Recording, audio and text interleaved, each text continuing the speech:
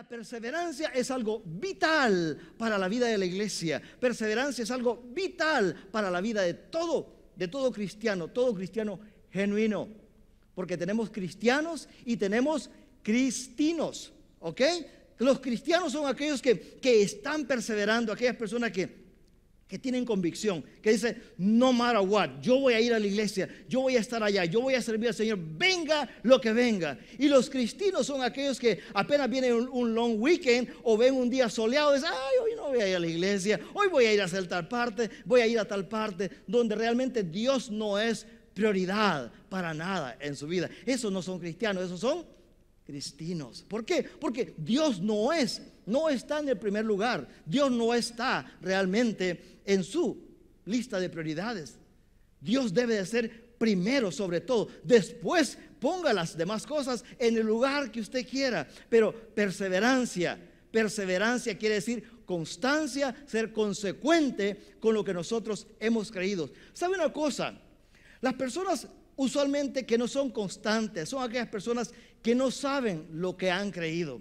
Aquella persona que no sabe lo que ha creído va a ser bastante inconstante en su fe. A veces va a estar, a veces no va a estar, y realmente Dios no es prioridad en su vida. Y muchas veces las personas que no saben lo que han creído son bastante inestables en su fe. Van a un lugar que vienen los testigos de Jehová, se van para allá, vienen los mormones, se van para allá, viene otra, cualquier persona se los lleva. Esas personas no son constantes, son realmente personas sin ninguna clase de convicción. Entonces, esos no se puede llamar perseverancia, a eso no se le puede llamar perseverancia. Estas personas dicen, y perseveraban, ¿dónde?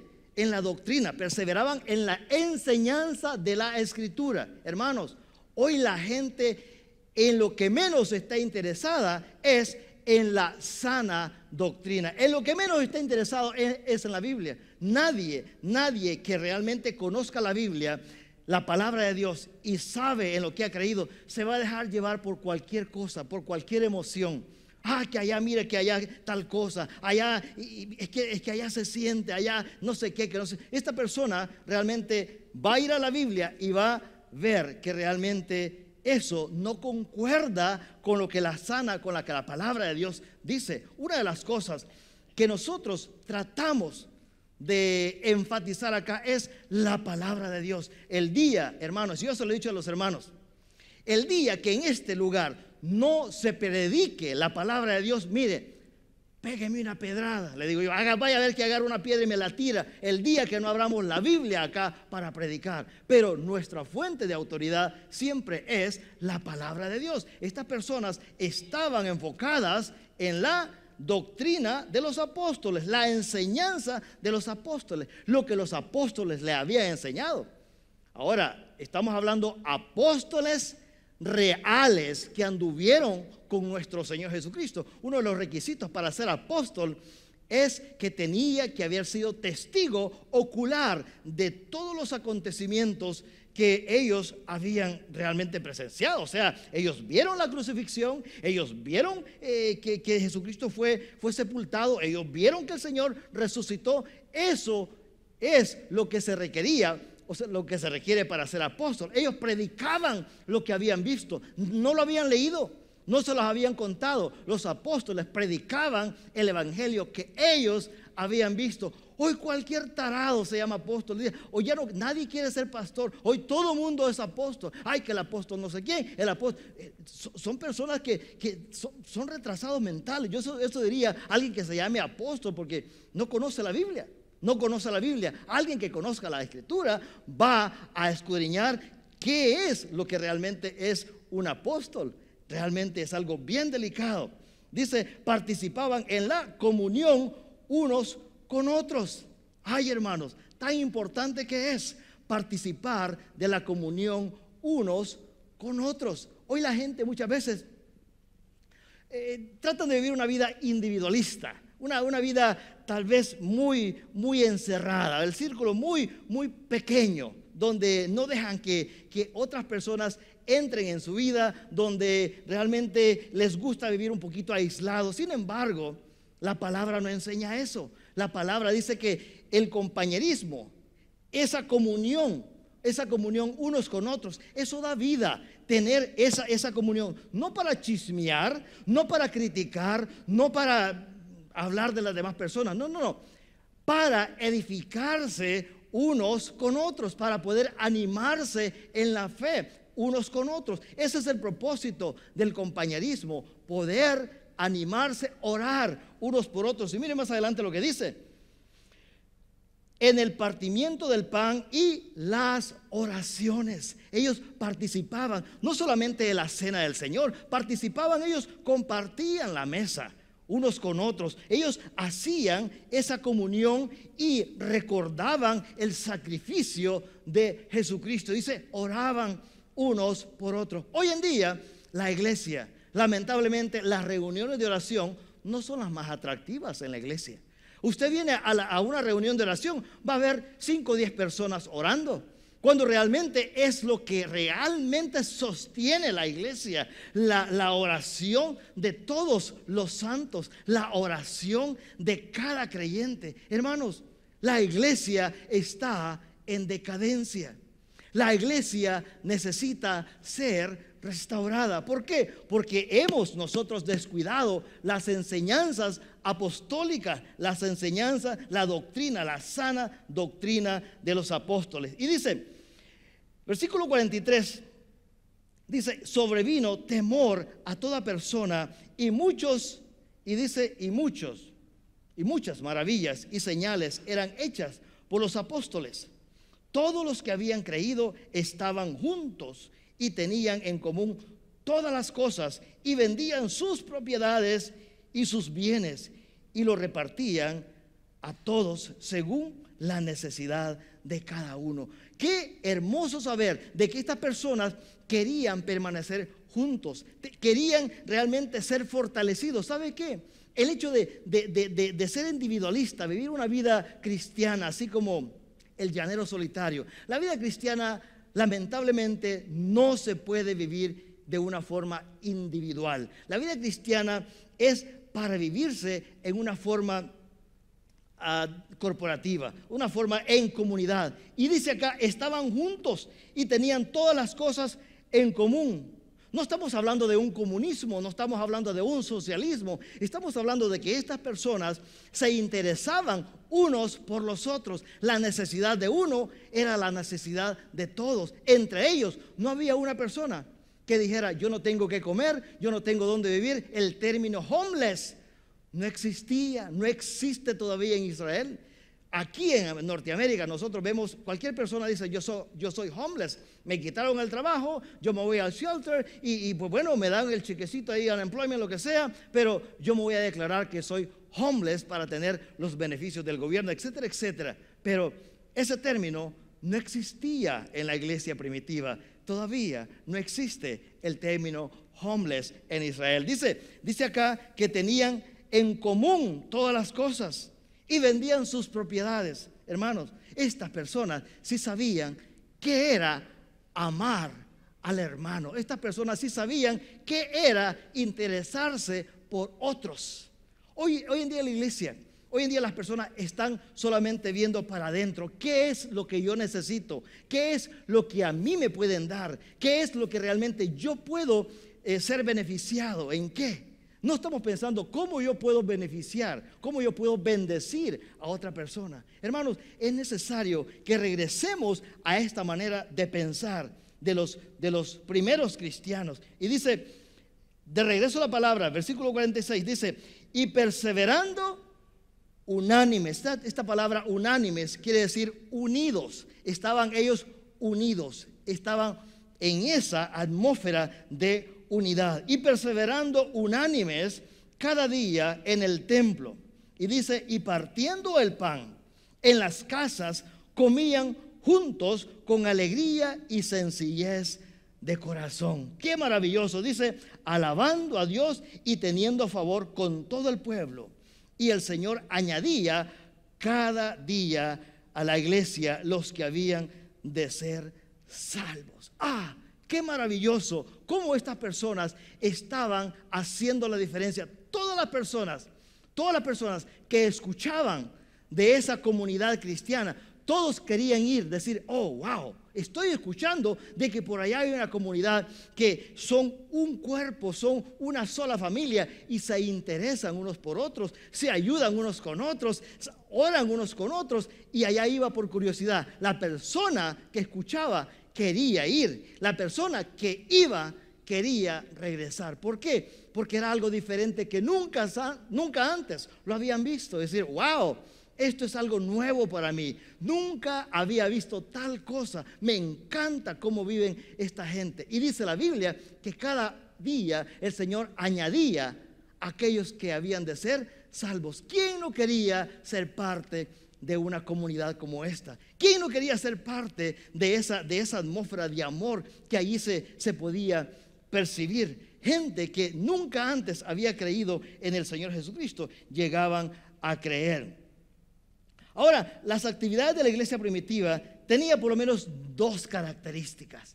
La primera de ellas, la característica era perseverando. Estaban siguiendo la enseñanza. Estaban ellos constantemente enfocados en la palabra, la enseñanza de los apóstoles. En segundo lugar, estaban en comunión. Hermanos, qué tan importante es enfocarnos en la palabra y enfocarnos en la comunión de los unos con los otros. No es posible que un cristiano nacido de nuevo pueda tener una mentalidad individualista, decir, yo no necesito de otro hermano, yo no necesito de la iglesia, yo soy salvo y puedo vivir mi vida cristiana aislado. No existe una persona con una fe genuina, nacido de nuevo, que pueda pensar de esa manera. Y si lo piensa de esa manera, está completamente equivocado en su manera de pensar. Todos, la iglesia, todos necesitamos de todos. Todos somos un solo cuerpo. El dolor de uno debe ser el dolor de todos. El cuerpo, si usted se golpea un dedo, por muy el dedo chiquito que sea, ¿usted cree que va a sentir el dolor solo? Pégese un martillazo en el dedo chiquito, a ver si le va a doler solo el dedo chiquito. No, le va a doler todo el cuerpo, hasta el corazón le va a doler. ¿Por qué? Porque por muy chiquito que sea, es parte del cuerpo. La iglesia así es. Si uno sufre, sufrimos todos. Si uno se goza, nos gozamos todos. La Biblia dice que nos gocemos con los que se gozan, pero que también lloremos con los que lloran, que sintamos el dolor de otros hermanos que están pasando momentos difíciles. Si no, no fuéramos considerados el cuerpo de Cristo, como lo llama el apóstol Pablo. Tenemos que actuar como tal. Si somos un solo cuerpo, tenemos que actuar como tal. No podemos estar separados del cuerpo. Entonces, no seríamos parte del cuerpo. Entonces, los apóstoles hicieron muchas señales, hicieron tantas cosas que ellos habían visto. Habían visto que el maestro ya les había dado ejemplo. ¿De dónde sacaron esta idea de iglesia? ¿De dónde sacaron esta idea de tener comunión unos con otros? A Jesús ya lo habían visto, que Él se iba a las multitudes y compartía con la gente. Tenía comunión con los menos favorecidos, con aquellas personas despreciadas de la sociedad, con aquellas personas que la sociedad les llamaba pecadores, con aquellas personas que a lo mejor nadie les paraba o nadie daba un 5 por ellos. Y al Señor Jesús lo acusaron de unirse con pecadores. Lo acusaron de unirse con personas que realmente no podía un rabino hacerlo ante la ley. Pero a él siempre lo estaban observando los fariseos, los doctores, los que realmente conocían de la ley. Entonces, Jesús siempre dio ese ejemplo de tener comunión unos con otros, de tener comunión con aquellas personas que no muchos toman en cuenta. Usualmente la gente quiere reunirse con su círculo, ya sea círculo profesional o ya sea personas con las que se sienten bien. Pero Jesús se reunía con las personas que no cualquiera se iba a sentir bien de tenerlas a su alrededor. Esa era la clase de relación que Él estaba enseñando a los discípulos, a los apóstoles que fueron después. Ahora, perseveraban en la doctrina y en la enseñanza de los apóstoles. Esto es bien importante, hermanos, que usted sepa de que la fuente de autoridad de nuestra fe obviamente es Jesucristo, la palabra de Dios escrita, la profecía escrita acá. Entendido que nosotros vamos a tener solamente una fuente de autoridad. No podemos estar combinando la Biblia con otra fuente. No, no, no. La Biblia, hermanos, se interpreta por sí misma. La Biblia no necesita ninguna otra fuente para poderla interpretar. La Biblia se interpreta por sí misma. Ahora, quiero mostrarles rapiditamente algunas características de la iglesia primitiva. Y en primer lugar, era una comunidad unida. En primer lugar, era una comunidad unida. Practicaban esa unidad. Todos los que habían creído se bautizaban y permanecían juntos. La Biblia dice que ellos eran una comunidad que tenían todo en común. Miren lo que dice Hebreos. Dice, y considerémonos unos a otros para estimularlos al amor y a las buenas obras, no dejando de congregarnos como algunos tienen por costumbre, sino exhortándonos, y tanto más cuando veis que aquel día se acerca. Era necesario que las personas estuvieran juntas. ¿Por qué? Porque se estimulaban en la fe, se exhortaban a permanecer. En segundo lugar, hermanos, eran una comunidad generosa. Oh, hermanos, estas personas sí sabían para qué Dios les había bendecido. Eran una comunidad generosa. La palabra de Dios dice, cada uno de vosotros aparte algo, dice el apóstol Pablo, cada primer día de la semana, según haya prosperado, para que cuando yo llegue, dice el apóstol Pablo, no se recojan ofrendas. Cada uno de nosotros aparte algo cada primer día de la semana. ¿Cuál es el primer día de la semana? No es el lunes, es el domingo. Hoy es el primer día de la semana. Hoy comenzamos nosotros la semana. Nuestra semana laboral comienza mañana. Bueno, de hecho es long weekend. Los lunes, nosotros decimos, es mi primer día laboral. Pero el primer día de la semana es el domingo. Es el domingo. Dice, el apóstol Pablo dice, cada uno aparte algo según haya prosperado. Entonces, estas personas sí habían entendido el concepto de la generosidad. Yo me pregunto hoy en día, usted sabe de que en las iglesias, en regla general, es bien poco el índice, o sea, las estadísticas muestran que en las iglesias pocas personas son los que están conscientes de lo que implica que la iglesia, las puertas de la iglesia o las puertas de este edificio se mantengan abiertas. ¿Qué implica que el evangelio pueda ser predicado? Son pocos los que están conscientes de que hay que ser generoso, de que hay que ser nosotros los miembros de la iglesia, somos los llamados a sostener la iglesia con nuestros diezmos y ofrendas. Algunos dicen, oh no pastor, pero eso del diezmo es del Antiguo Testamento, eso era la ley y ellos estaban obligados a lo de la ley. Pero en el Nuevo Testamento dice que vendían todo, sus propiedades, y lo daban a los necesitados. O sea, eso no era el 10%, eso era todo. Entonces ellos estaban conscientes de que tenían que ser personas agradecidas, tenían que ser generosos, y eso era lo que Dios miraba en este pueblo, un pueblo generoso, y Dios prosperaba a esta iglesia y crecían a pasos agigantados. Eso es algo de que nosotros, usted y yo, tenemos que tenerlo bien claro. Cuando le estamos dando a Dios el diezmo, las ofrendas, no, realmente no le estamos dando a Dios, le estamos regresando simplemente de lo que Él ya nos ha dado. Lo estamos haciendo en gratitud de nuestro corazón, porque Él ha sido fiel y nos ha bendecido. Yo sé que algunos dirán, bueno, pero ¿de qué está hablando el pastor? Eso del diezmo a mí no me hace sentido. No, diezmo quiere decir el 10% de sus ingresos. ¿Cuántos sabían eso de lo que es un diezmo? El 10% de nuestros ingresos.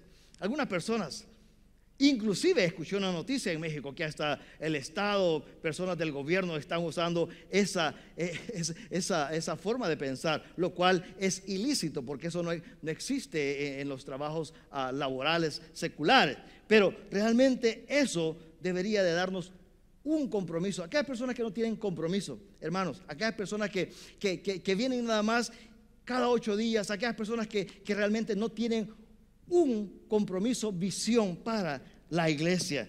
Hermanos, es necesario que todos nosotros podamos participar de nuestros diezmos y nuestras ofrendas. ¿Para qué? Para que el evangelio continúe. Allá en Malaquías dice: traed vuestros diezmos al alfolí y haya alimento en vuestra casa.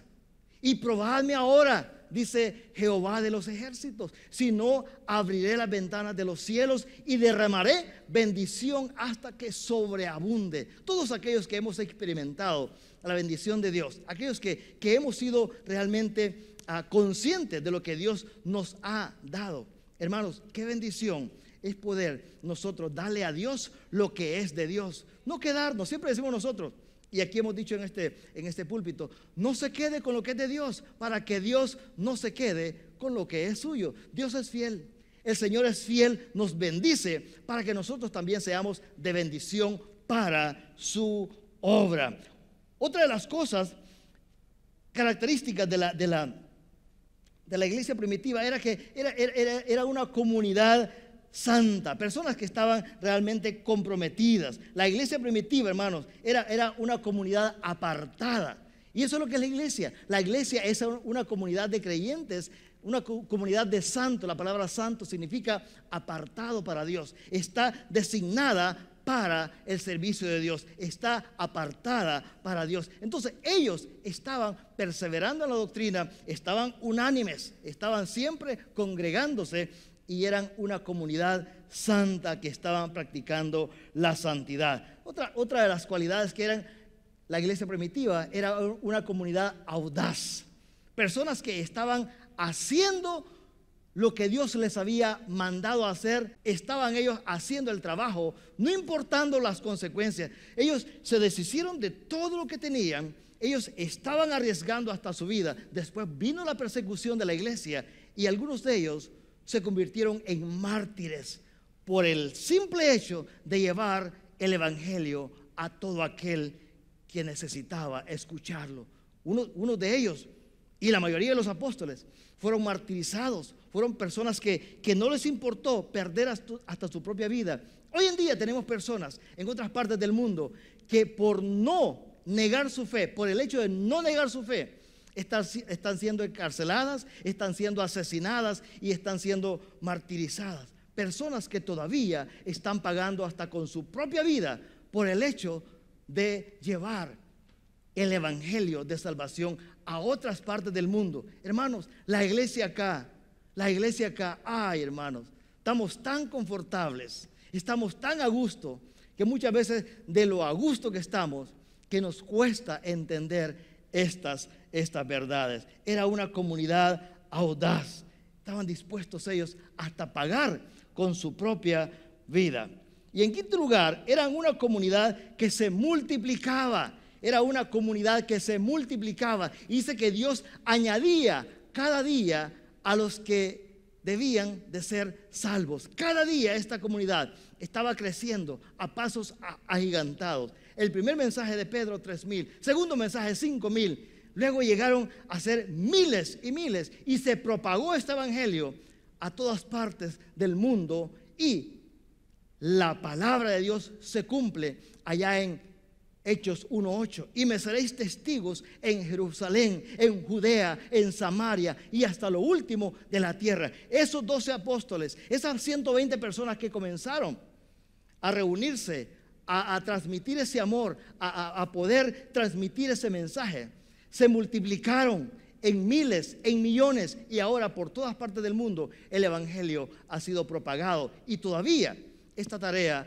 continúa, y usted y yo estamos acá para que podamos entender el propósito de Dios para cada uno de nosotros. La pregunta es, hermanos, ¿qué vamos a hacer? ¿O qué estamos haciendo como iglesia nosotros? Yo le quiero retar que de esos 5 ejemplos que hemos visto acá, ¿dónde nosotros podemos ubicar nuestro ADN? ¿Dónde nos encontramos? ¿Somos una comunidad unida? ¿Ha percibido usted esa unidad donde dice, oh wow, se interesaron los hermanos mientras yo estuve en el hospital, se interesaron los hermanos en orar por mí, Se interesaron los hermanos de la iglesia en llamarme o en llevarme algo, lo que yo necesitaba. Era una comunidad generosa. ¿Somos realmente una comunidad generosa que de veras aportamos para la causa del evangelio? ¿O somos de aquellas personas que siempre estamos pensando en qué yo me puedo beneficiar de la iglesia? Déjeme decirle que si usted todavía no ha entendido realmente que esto implica de nuestras finanzas, está realmente perdiendo una gran parte de todo lo que es el mensaje del evangelio. No se puede continuar la obra de Dios si no tenemos un lugar donde reunirnos. Bueno, obviamente la iglesia en aquellos tiempos se reunían en casa, no necesitamos un edificio a lo mejor, pero sí necesitamos realmente que podamos nosotros funcionar con una estructura como iglesia, una comunidad santa. Estamos nosotros realmente encaminados a esa santidad. Estamos nosotros teniendo esa comunión con Dios. ¿Está usted teniendo ese contacto directo con Dios a través de la palabra de Dios, a través de leer la Biblia, a través de la oración, a través de servir a nuestros hermanos? La santidad, una comunidad audaz. ¿Cuáles son los riesgos que usted ha corrido por el evangelio? ¿Cuáles son todas aquellas cosas que usted ha sacrificado? Esta mañana allá en Cornelius teníamos a una pareja de misioneros que van para Manaus, Brasil, a la jungla, allá al Amazonas. Y bueno, después de ser profesores acá y tener un empleo decente y decir, bueno, vamos a algo incierto allá, donde no hay transporte, donde no se puede llegar allí con transporte terrestre, sino solamente hay que ir por barco o por avión. Amazonas, decimos nosotros, wow, ¿quién se va a ir a vivir allá? No hay tecnología donde nosotros acá muchas veces lo tomamos así, como quien dice, bueno, es normal. Pero personas que están de alguna manera arriesgando hasta su propia vida, una comunidad que se multiplica. ¿Se está multiplicando usted en alguien? ¿Está dedicando tiempo para evangelizar a alguien? ¿Está dedicando tiempo para discipular a alguien? ¿Está invirtiendo su vida, su tiempo, sus dones espirituales en alguien? Hermanos, ¿qué estamos haciendo como iglesia? Estas cosas nos deben de motivar a nosotros como la iglesia contemporánea que somos. Representamos esa misma doctrina apostólica. La palabra de Dios es nuestra fuente de autoridad, y todos los mismos principios que ellos tenían basado en la enseñanza apostólica lo tenemos nosotros también. La misma palabra tenemos, la misma Biblia que usted tiene. Todos tenemos la palabra de Dios, la cual estamos comprometidos a poder transmitir este mensaje a todo aquel que no conoce del Señor. Yo los reto, hermanos, los reto en el nombre del Señor, que podamos acatar realmente todo lo que implica este gran paquete, lo que le llamamos ahora nosotros el evangelio. Implica muchas cosas, y esta iglesia, la iglesia del primer siglo, nos da a nosotros ese gran ejemplo y ese gran reto para que no solamente seamos cristianos confortables, que estamos acá en una silla acolchonada y qué rico se siente, que hasta sueño da. Si está haciendo frío, ponemos la calefacción; si está haciendo calor, ponemos el aire acondicionado, y qué felicidad. Pero eso no es el evangelio. El evangelio es sacrificial. El evangelio requiere esfuerzos en todo aspecto, en todo aspecto.